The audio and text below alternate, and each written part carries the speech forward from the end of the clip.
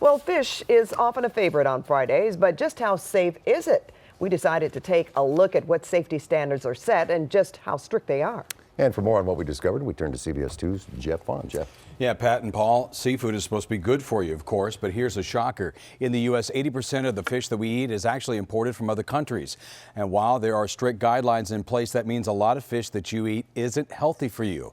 Often they are high in mercury. So we went to an expert to find out what you should be eating. The headlines are startling. Formaldehyde in fish from Asia. Toxic fish poison more than thought.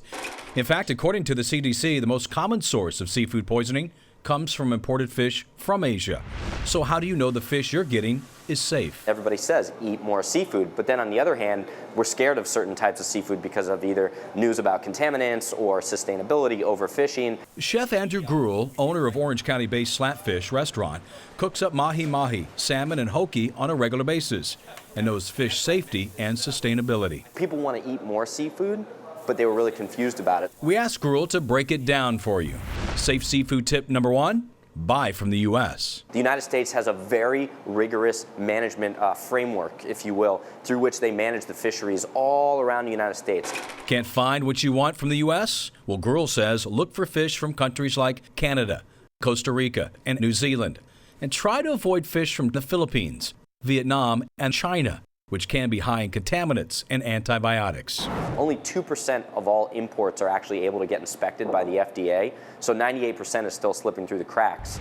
Safe seafood tip number 2, eat this, not that. It's easy to avoid fish high in toxins if you know what to look for. And the easiest way to do it, Gruel says, look for sustainable fish. Stay away from Chilean sea bass. While it's starting to rebound, try something like a barramundi. It's a phenomenal fish. It's incredibly sustainable. Australis barramundi is the best. Instead of buying bluefin tuna, maybe try wild Pacific albacore. It's incredibly abundant. Safe seafood tip number 3, read labels. When you go to the market and you're buying fish, you do want to look at some of the labels. So MSC certification is an important one for wild fish, but then also for farm seafood now, it's a certification called BAP, Best Aquaculture Practice. It's part of the Global Aquaculture Alliance. And what about all the fish at sushi restaurants? Well, don't be afraid to ask questions.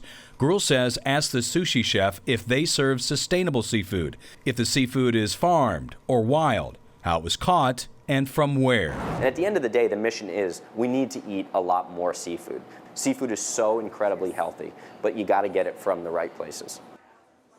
Well, another good resource that we found was seafoodwatch.org, which has a printout guide as well as an app for your phone that tells you the best seafood and the best sushi to eat and buy. Now, for more information, just go to our website at cbsla.com and click the Scene on TV tab. That's the latest. Paul?